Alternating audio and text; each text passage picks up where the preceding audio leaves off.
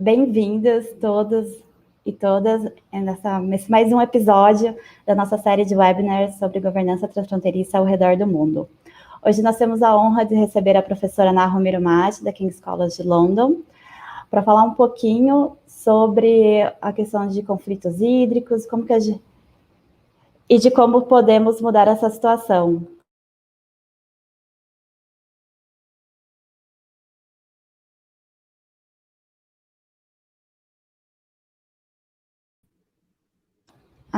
Desculpe, tive um problema com o som.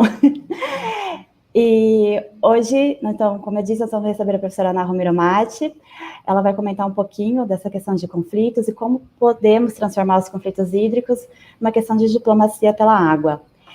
Antes de tudo, eu gostaria de agradecer aos nossos patrocinadores, então, o pessoal da FAPESP, do CNPq, da CAPES, também ao Instituto de Estudos Avançados, a Universidade Estadual de São Paulo, a USP, a Universidade Federal da Bahia, por esse apoio na realização do evento.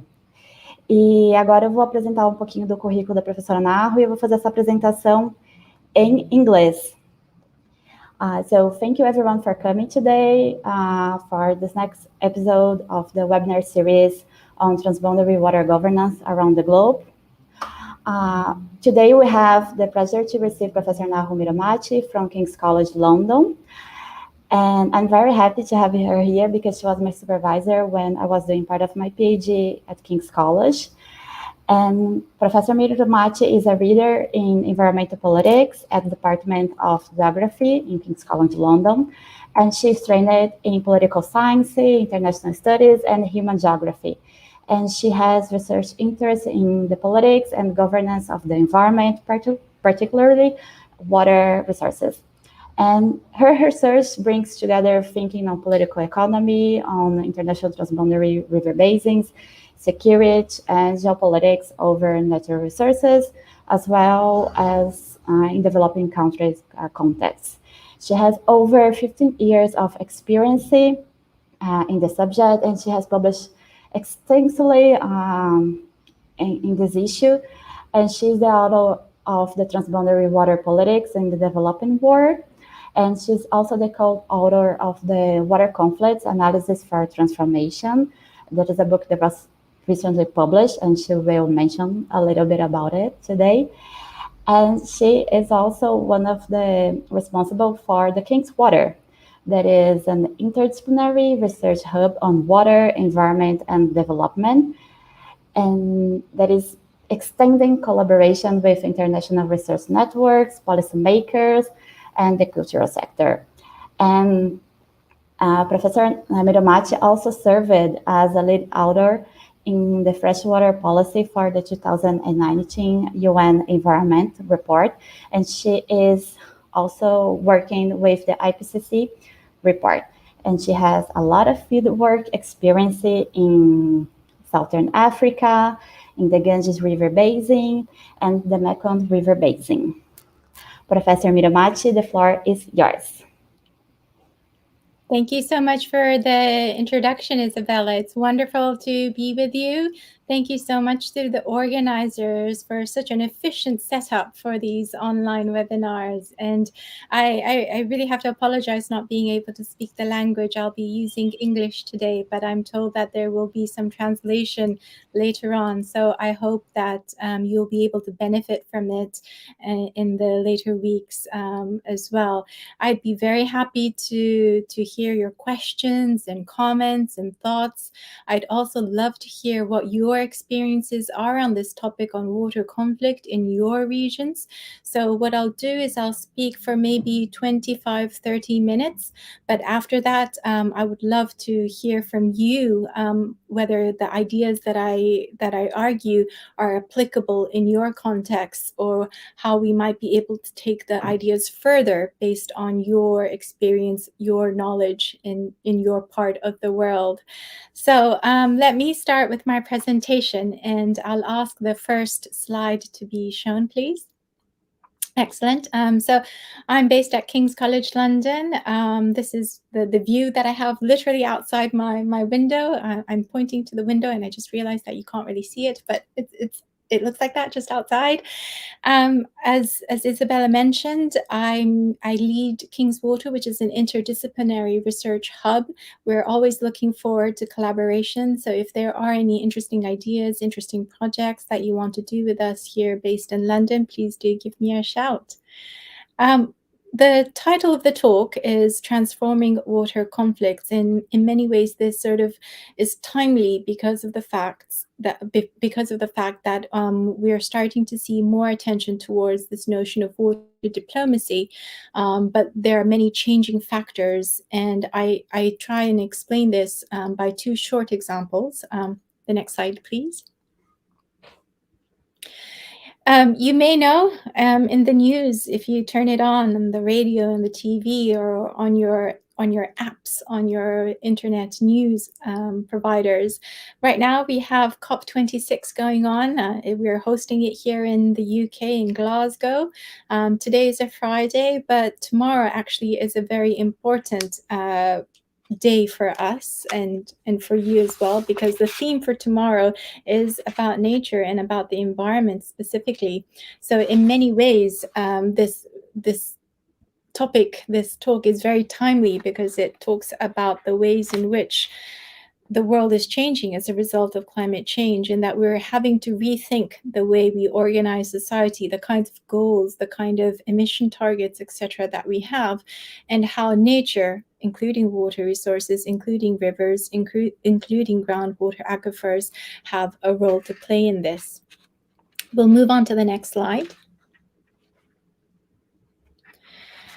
And it's very much a changing world in another aspect, not just climate change, because of some of the most iconic things that has happened over the summer. I'm sure, again, if you had followed the news, you would have seen what has happened in Afghanistan, where the Taliban have taken over control of the country in a very rapid, unexpected fashion. And now we see these article pieces. So the one on the left-hand side of your screen comes from Deutsche Welle, which is a German news provider, which talks about Iran-Afghanistan water dispute to test Tehran's ties to Taliban. And this picture is the Kamal Khan Dam, a dam that was just completed earlier in the spring of this year, and was supposed to be a multi-purpose dam for people in Afghanistan. The future of that, I think, is up for debate. The other article on the right-hand side of your screen comes from the Wall Street Journal, and they're talking about the massive problems that individuals in Afghanistan are facing. They're facing severe drought. There's a limit on food aid. There's a limit on external interventions that are able to reach out to these individuals that require water, that require food. And so this article highlights the potential challenges that these people will face, these people who really rely on having a livelihood in the rivers, in the farms, in the agricultural sector, so that they can just get on with their lives. Next slide, please. So those two things, I think, are quite iconic about the changing climate that we are in, the unexpected political changes that we face. These two underscore, I think, the ways in which we need to tackle water diplomacy differently than what we would have thought about maybe 10 years, 20 years ago. The rest of the talk is going to be based on this book that I co-authored with colleagues Mark Zeytoun and Irun Warner. I believe Irun spoke a couple of weeks ago for your webinar series, so perhaps regular viewers would be already familiar with him. This book, interestingly, came out during lockdown, the first lockdown of the pandemic. So in many ways, I didn't have an opportunity to talk about the book. And so I'm very pleased that I can share a little bit of the insights with you today. So I'd very much love to hear your opinions and thoughts about this.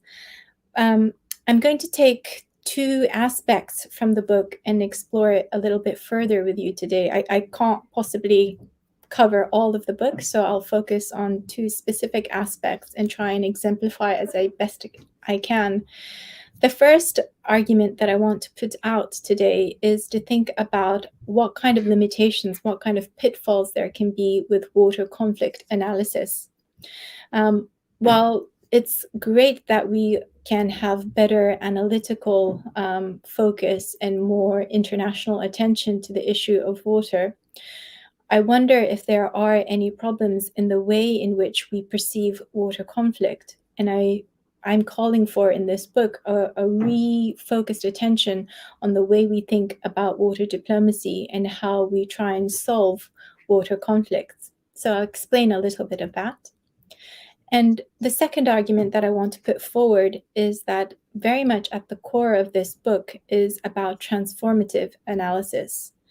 And what we say in this book is that water diplomacy really needs to be a stepping stone for the way in which we change the transboundary water arrangements that are occurring around the world. It's not just simply about changing the treaties. It's not just simply changing the river basin organizations.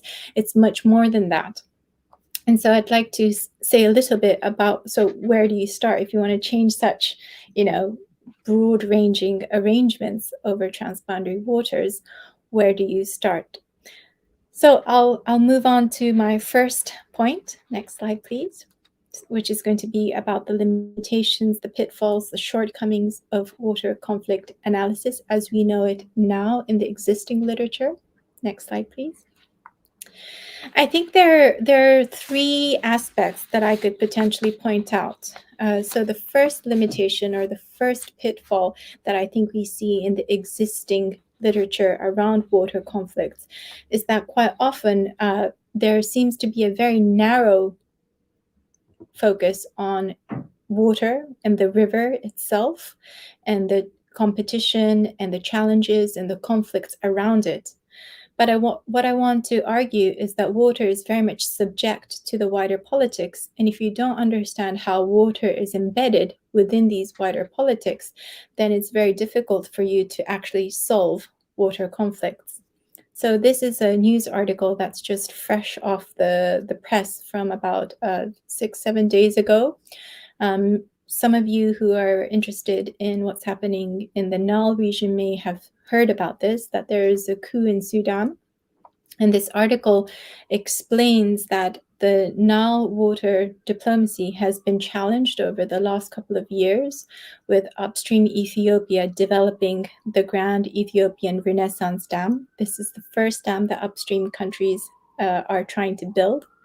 And therefore, it's caused a lot of tension, a lot of concern by downstream states, particularly Ethiopia, or Egypt, rather. So there's been a lot of discussions, including third-party intervention, on how particularly Ethiopia, Sudan, and Egypt can work it out. This article says that with this unexpected regime change, or the coup in Sudan, the Nile water negotiation is going to become even more challenging, that there's going to be a lot of uncertainty factors involved. And so I think it underscores my point that water is indeed subject to wider politics, to regime change, to the way in which geopolitics are moving, the geopolitical strategies that are at play that quite often have nothing to do with water. Another example that I can give is about food prices and how the food price crisis in 2007, for example, spurred on the way agriculture is done, and therefore having a knock-on effect on the ways in which water is accessed and used. And as we are doing this online, and some of you are working from home, as I understand it, the pandemic is another great example of how it shapes many of our fundamental aspects of society and economy. And through that, there are knock-on effects to the way we do water. So in the early days of the pandemic, you may have heard about how a lot of farmers were changing the way they crop. So because many people were working from home and not going into the city and eating out, for example, restaurants were closed. It meant that different kinds of food was being required, and so farmers had to adapt. other cases, there were shortages of labor in agriculture because of the fact that people were ill, or that it was impossible for people to move around in the country or across borders to have a job within the agricultural sector. So that put a damper on things. And thirdly, during the pandemic, a lot of countries started looking inwards. And so they were having more conservative protective policies around agriculture and food making compared to previous era. So that goes to show that there will be a massive impact on the way in which water is used. Remember that 70 to 90% of all water used is for the agricultural sector. So even though the pandemic might seem something very unassociated with the issue of water, it does have knock-on effects on the way in which natural resources, water, land, labor are all intertwined in this case. So that was my first limitation around the fact that there might be some shortcomings, pitfalls on water conflict. The second slide, please. Another pitfall that I would argue is that quite often when people talk about water diplomacy or solving water conflicts, they only look at rivers. Rivers are very iconic. They run through different territories, they cross borders, you can't control the river. So yes, there is very good reason why we might want to look at it. But then there are other bodies of water, such as groundwater. Now that's something that we can't see, but compared to the number of transboundary river basins we have in the world, which is about 263, 268, depending on how you count them, there's way much more transboundary groundwater bodies. So you have over 300, close to 400 transboundary water bodies, groundwater bodies. But people don't really talk about that in the context of water diplomacy. It's only limited to surface waters. Another aspect is about virtual water flows. Virtual water is the water embedded in food or water embedded in goods. So the coffee that you may have drunk this morning or for lunch is there's a bit of water in your cup, but there's a lot more water that went into producing your cup of coffee. So roughly for 1 cup of coffee, there's about 7 grams of coffee beans, and there's 130 liters, 150 liters of water that went into growing those 7 grams of 7 grams of coffee beans. So virtual water shows that there is a lot of water inputs required to grow our food or grow the cotton for our t-shirts, for example. And the flows of virtual water through food trade, through goods, trade of goods, shows that many countries are interdependent. The figure that I have on the screen shows the more red you are, the more the higher water footprint you have. It means that you're doing some form of agricultural production that has high water usage and therefore high water footprint. If you see where these red bits of the world are, it's places like South Asia, places like China, parts of North America, certainly parts of South America as well, bits and pieces of Europe and the EU countries as well. You can see that many of these places are places that grow food and export food. So US is one of the biggest grain exporters. This subcontinent in South Asia, they also produce a lot of food, cotton, rice, etc. for the region, as well for broader export. China, again, a major producer of food that exports. So through the food, through the goods that we export, there is a lot of virtual water flows that are going to these importing countries. And again, it goes to show that these countries are all now interconnected. And so even if you talk about water diplomacy of one country, you have to take into consideration where food is being imported from, where it's exporting to. And a lot of the analysis that I've seen so far don't really talk about this element of interdependence and virtual water flows. So what we say by full hydrosocial cycle, we're saying that certainly society has an impact on the hydrological cycle. So it's not a purely natural hydrological cycle, but we also need to think about not just a partial hydrosocial cycle of the river.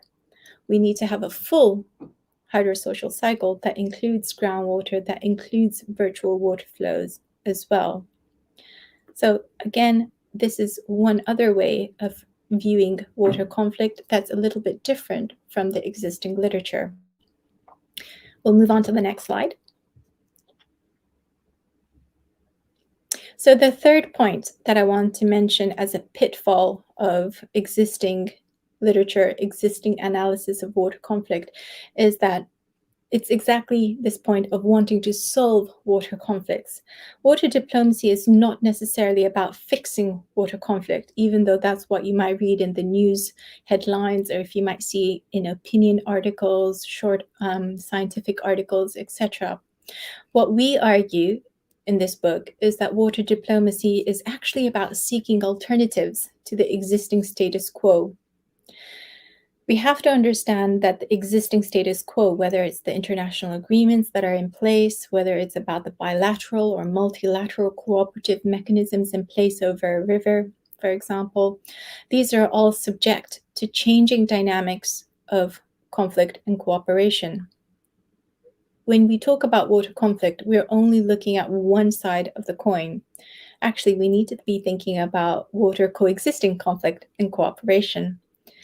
And by extension, water diplomacy has to tackle with both conflict and cooperation. Trying to just solve conflict actually means that you're only treating one part of the dynamic of transboundary water interactions between countries, between communities, between regions, etc. And so it's very important to think about how these current existing arrangements through international agreements, through river basin organizations, the various kind of trade arrangements put into place, the kinds of technical committees that are established, are all underpinned by a dynamic of coexisting conflict and cooperation.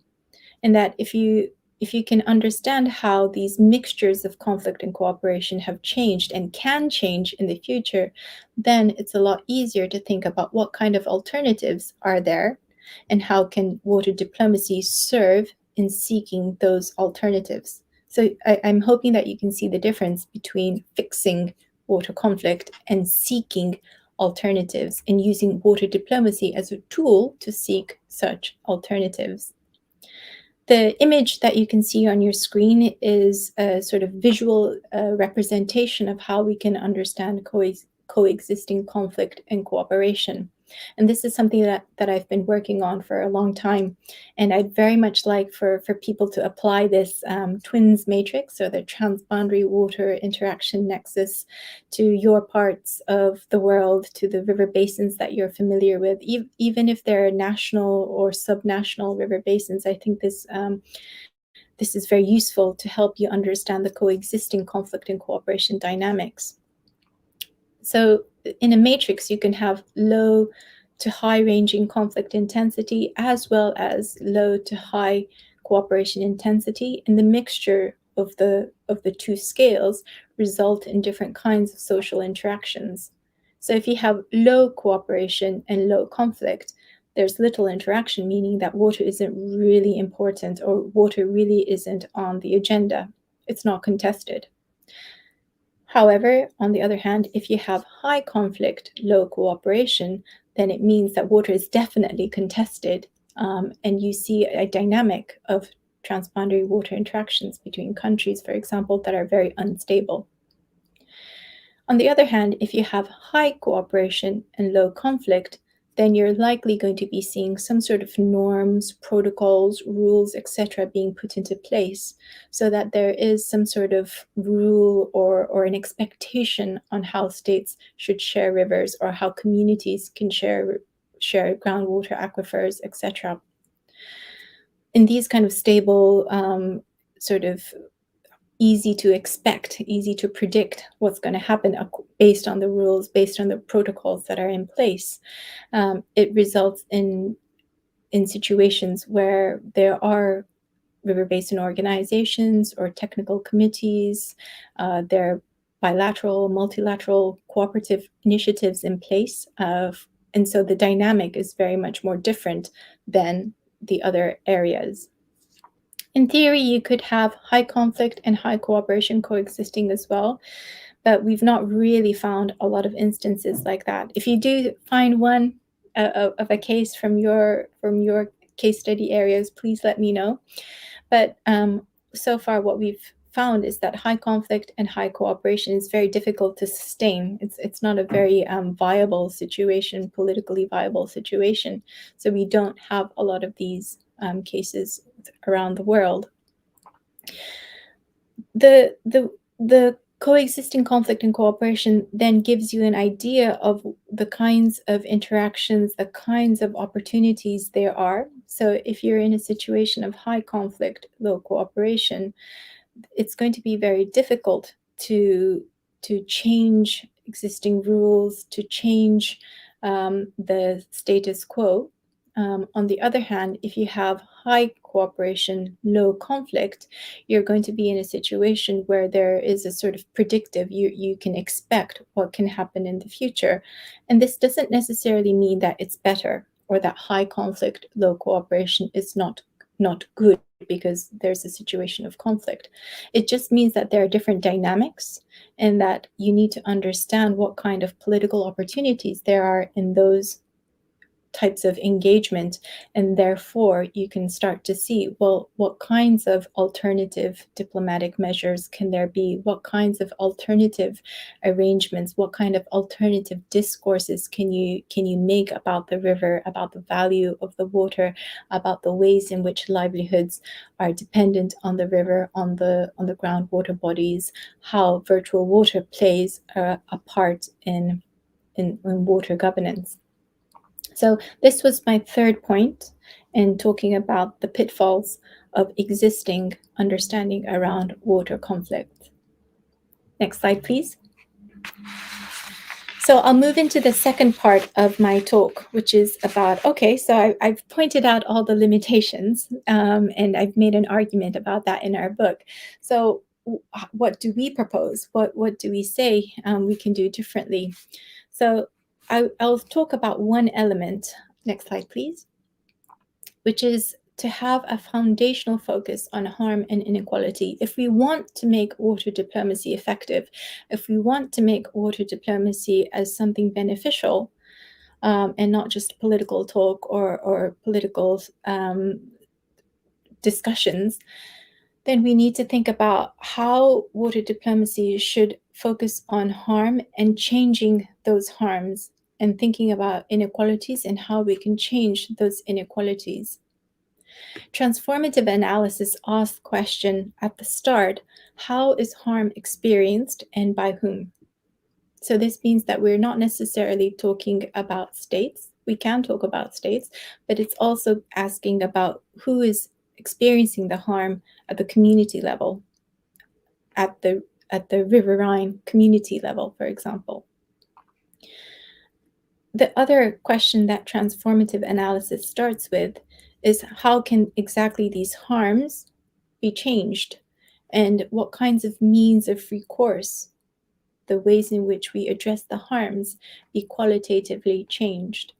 So it's not starting with how can we improve cooperation, right? It's starting with a very basic but very fundamental point about where are the pressure points, who is experiencing the harm, who is experiencing the inequality, and how can we change it. The reason why we start with harm and inequality is because if we just focus on how do we reduce conflict and how do we improve cooperation, quite often we end up talking about systems, we end up talking about institutions, about organizations, about rules and protocols, etc. But we don't really talk about for whom these rules, for whom these mechanisms are for. And so I really want to reshift the focus on those who suffer, end up suffering the most from these existing treaties, agreements, river basin organizations, technical committees, etc. It's really about thinking what kinds of people, quite often they're often the most vulnerable within our society, the most marginalized within our society. It's about our indigenous communities. It's about our impoverished communities that are highly dependent on the river for their subsistence, for their livelihoods. It's about women, for example. It's about children. And if we don't understand how these people have a role to play in addressing harm and inequality, I don't think we can have a good opportunity at leveraging what water diplomacy can do. If we don't, water diplomacy will continue making the same mistakes of only trying to change river basin organizations so that they're more efficient. It might be very efficient for central governments, but not necessarily for those riverine communities.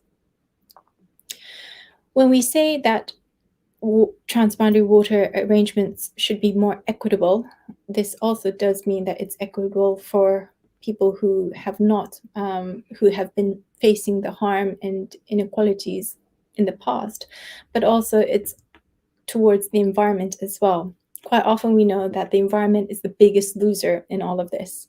The environment doesn't have a voice, and it hasn't been able to be considered as an actor with agency.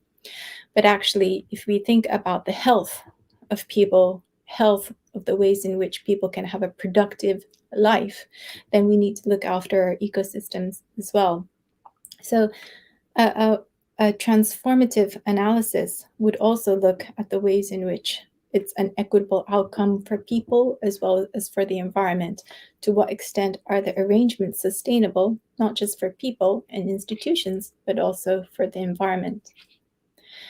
The idea with transformative analysis is to say that, water diplomacy isn't just going to solve everything.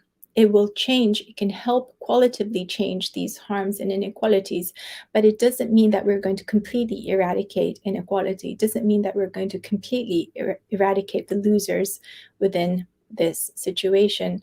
In fact, there always will be some levels of discontent. There will always be people who are worse off, people who are still left marginalized within the society. But the idea is that water diplomacy should always strive to reduce that burden, to reduce that harm, to reduce that inequality as much as possible, even if we can't completely eradicate it. So I'll move on to the last segment of my presentation. Next slide, please. And apply it to a short case study in Southeast Asia. So if we talk about transformative analysis, if we talk about starting with harm, how does the river basin look differently? In Southeast Asia, we have the Mekong River Basin. It's shared by China, Myanmar, Laos, Thailand, Cambodia, and Vietnam. And I've put a map here on the screen for you. And perhaps it's a little bit difficult to see, but these colored dots are where dams are being constructed or planned. And you can see that there are, first of all, many red and green colored dots on the screen, but they're also following along many parts of the tributaries of the river, as well as the mainstream of the river. The Mekong River Basin has really been in the focus of many a dialogue and the focus of water diplomacy because of the fact that the river is rapidly being developed for hydropower development. It's great in terms of the fact that it can produce more energy, it can provide more electricity to particularly urban areas, but there are many concerns that this will have major implications to the ecosystem. And there are also concerns that this will threaten a lot of people's livelihoods because they rely on the river's flow that's seasonal and that changes throughout the seasons. And particularly in the south, in Cambodia, there's a flood pulse lake. This lake expands, gets bigger, and provides a space for all kinds of fish when there's a flood season. And then during the dry season, the lake shrinks.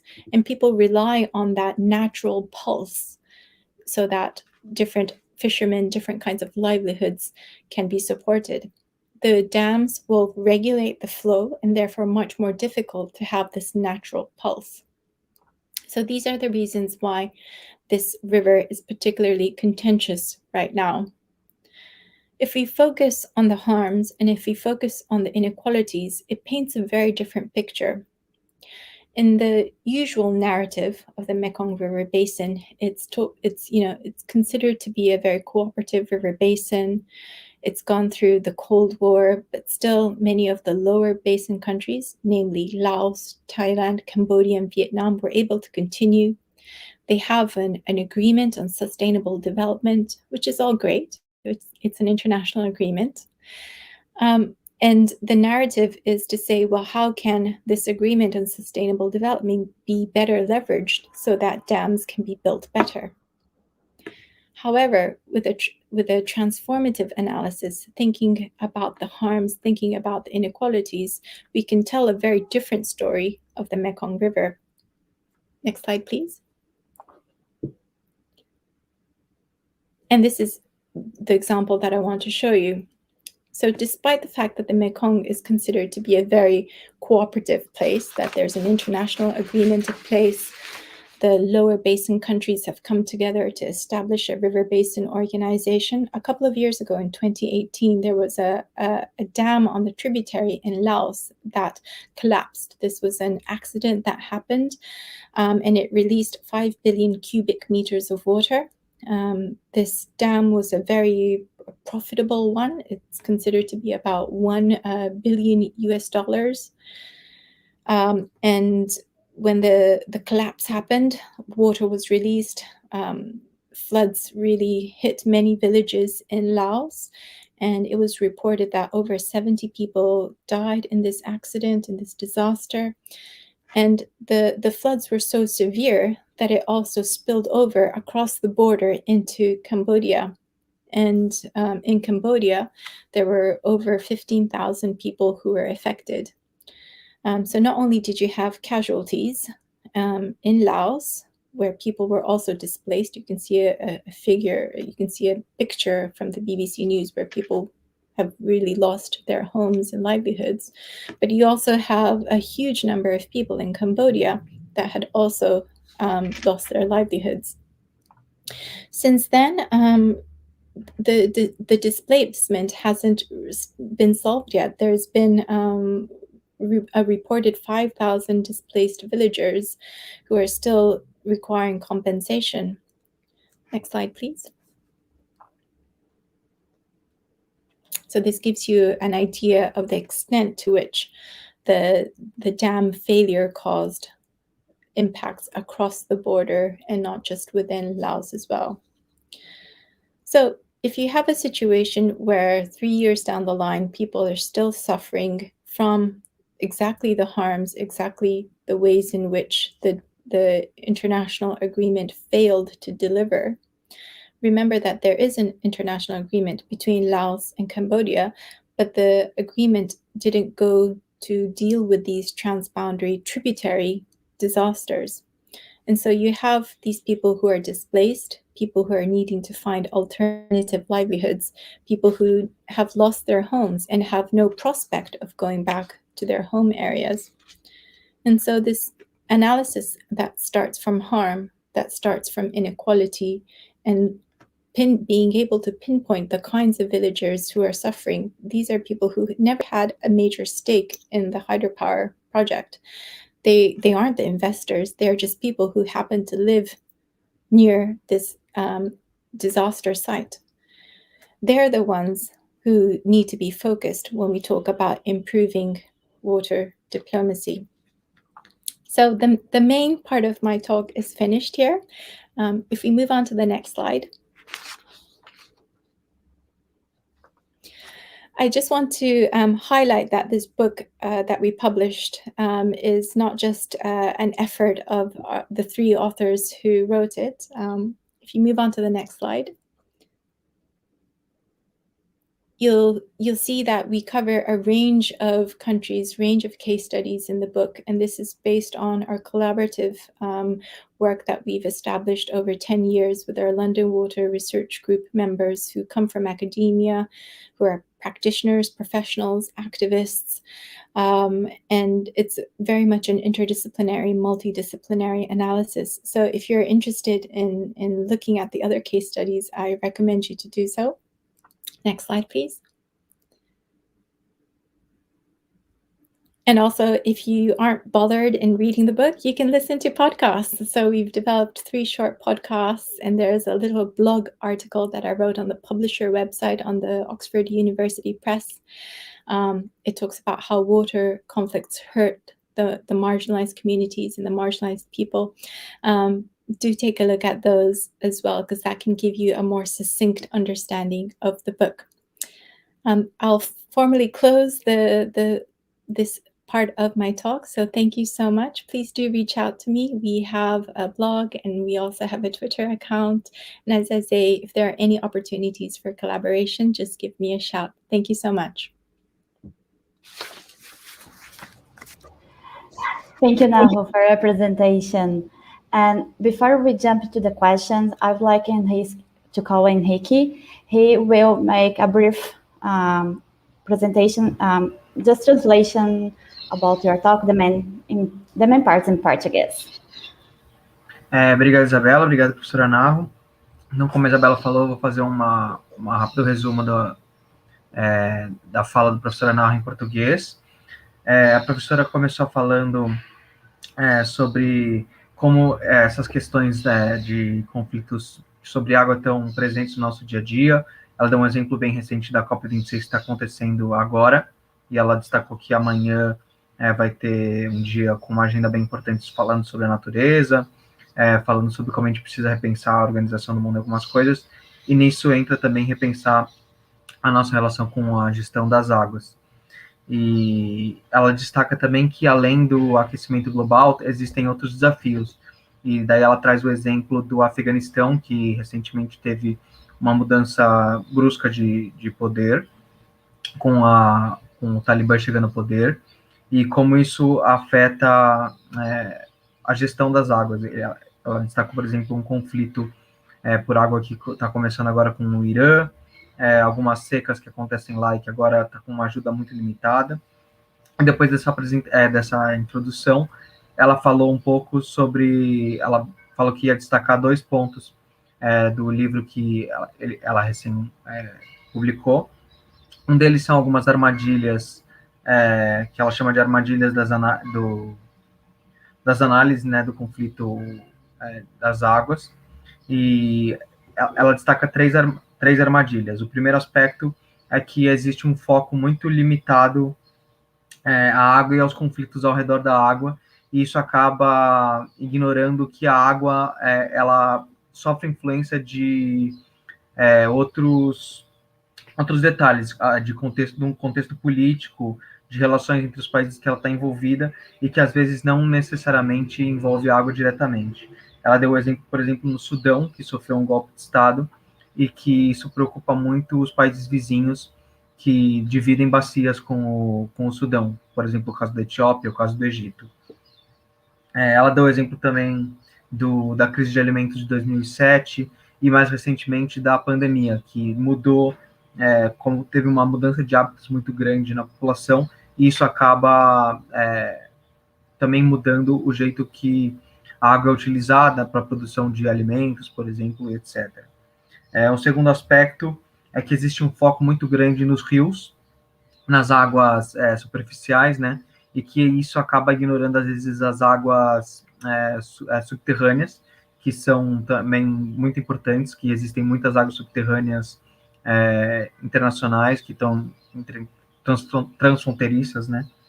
E que deveria prestar atenção mais disso, e também prestar atenção mais na questão da água virtual, que seria a água que é exportada, entre aspas, né? A água não é exportada, a água em si, mas que ela é usada para produzir bens de consumo, de alimento, e que esses, por sua vez, são exportados. Então, isso gera uma interdependência entre os países no uso de água.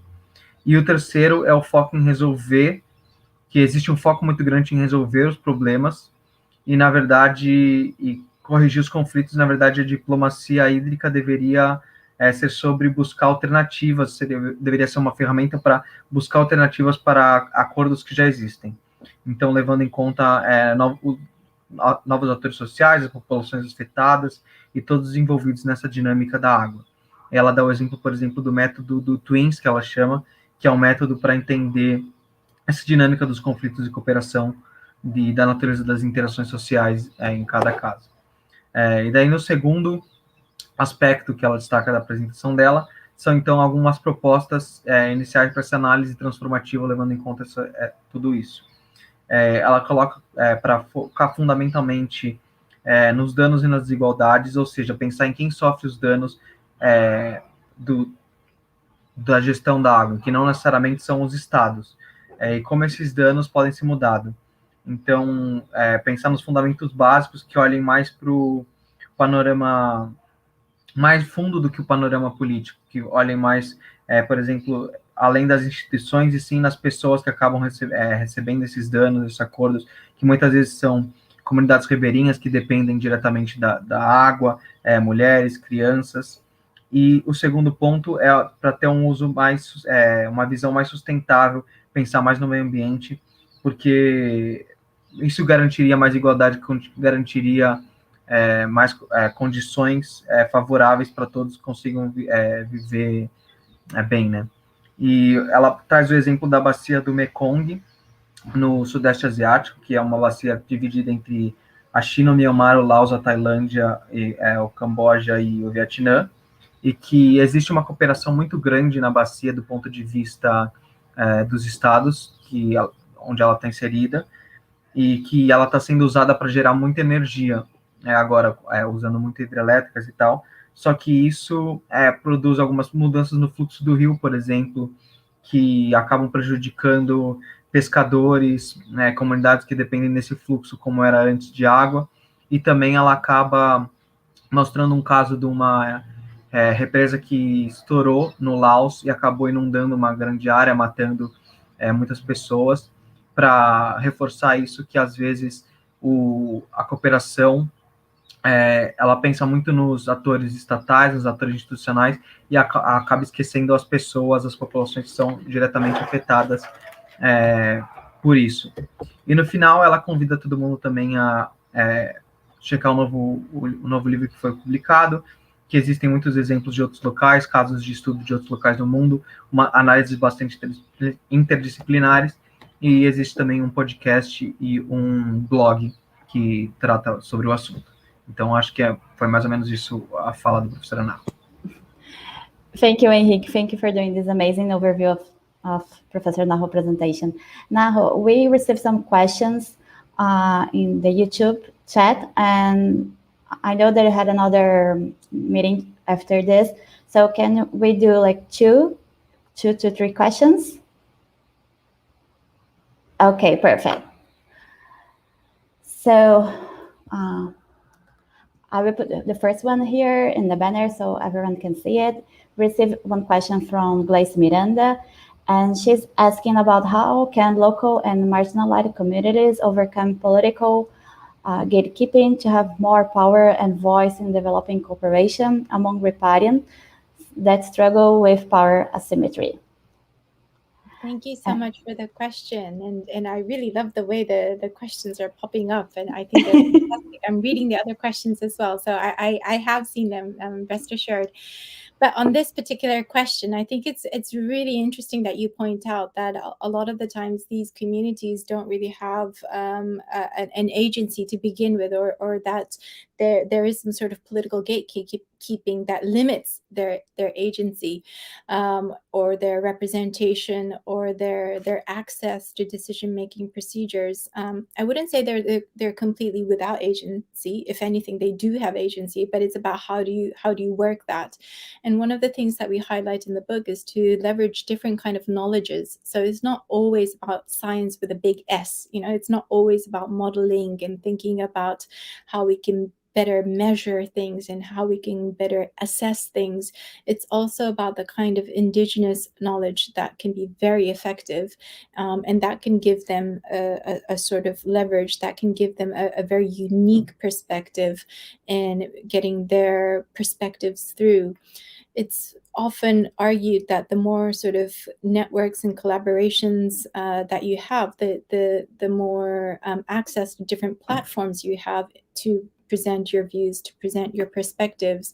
So in order to get around this issue of political gatekeeping, I know a lot of local communities, marginalized communities, have had networks with international organizations, have had campaigns with other organizations or other similar communities. And I think the power of coalition is very effective, especially in a globalized social media world. It's quite easy to generate momentum and be able to communicate in a very different way. So I think those are the two aspects that we could consider knowledge and coalition building. Thank you, Nahu. And similar to the question, we have one from Flavia Barbosa, and she's asking, it is possible that local communities can be protagonists in cooperation, and if you could comment on the role and level of interference of local communities on this local scale. Very similar. Yeah, no, I think that this again is a fantastic question to say, what can local communities do, and to what extent are local communities effective? I think they have a massive role to play, and quite often it's been overlooked. I think we're now seeing a lot more reports and a lot more analysis about the role of local communities, indigenous leaders that are really trying to make their voices heard. So I do see that there's much scope for local level communities to have a larger stake in cooperation. And in Southeast Asia, for example, there are many civil society campaigns that have, through coalition, built up into a bigger Save the Mekong campaign, for example, that's been very vocal and even taking to legal court cases their concerns. And so again, I see from different parts of the world. I also know that in Brazil, there's also similar cases as well from the indigenous communities.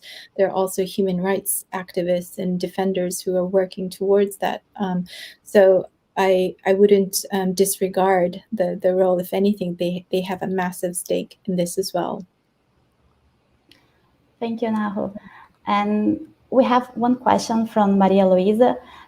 She's asking, how can we think about this issue of harm and inequalities in groundwater analysis, considering that many tools for the management of this water are incipient? Yeah, no, this is a fantastic question. And in many ways, I would say, yes, groundwater is invisible and it's a lot harder to measure and monitor. But I would say it's the same structures that are in place with surface water that cause harms, that lead to inequalities. The way in which we access water, whether it's surface water or groundwater, is very much determined by the capacity that you have to take water out from the river, or take water out from the groundwater.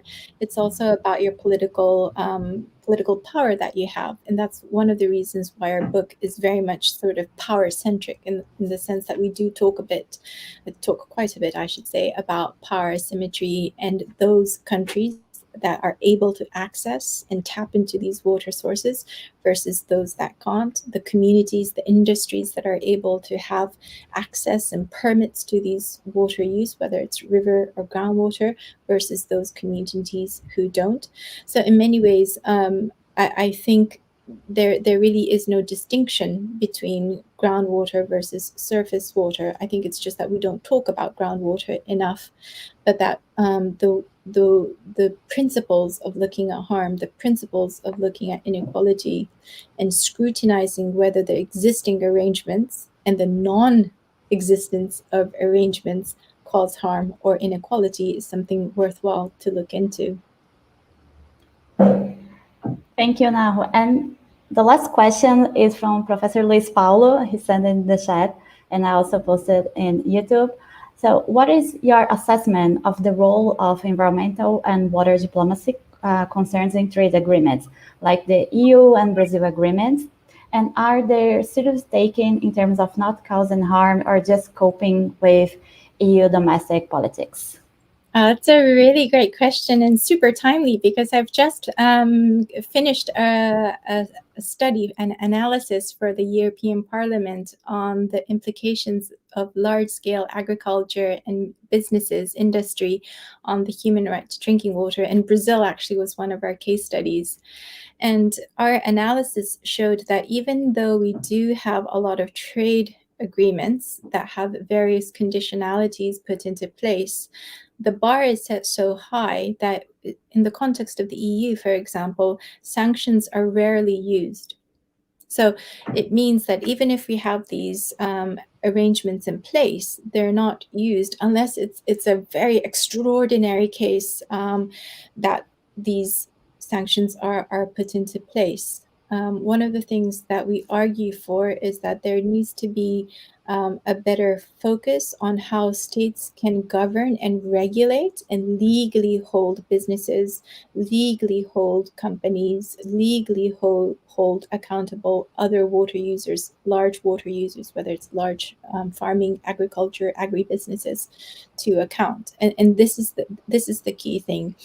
The trade agreements will only go so far in regulating it. The countries are ultimately responsible for their citizens. And so you need to have the national states to enact and ensure that there are mandatory legislative measures put into place so that there aren't any negative implications coming out from what's in those trade agreements. So if we can't use these sanctions, then all the more reason to hold our governments accountable, to really scrutinize whether they have the right kind of mandatory measures in place. Thank you, Nao. I think I agree with you, and I think that we need to create better pathways to ensure that all the governments are really doing the best for the population, and to ensure that the trade agreements are concerned with environmental issues and environmental impacts. Considering this, I know that we are due time, so thank you all for coming today. And Aho, thank you again for joining our webinar, for giving this amazing lecture about transformative water analysis, and for being so open to partnerships and collaborations in the future. And please, everyone, remember to follow our social media and keep following to see the next webinar. He scheduled Professor Richard Messner webinar. It will be on November 10th, same time, same link. So come and join us, and let's see you again in the future. Thank you all for coming today. Thank you, everyone, so much. Cheers. Bye-bye. Bye-bye.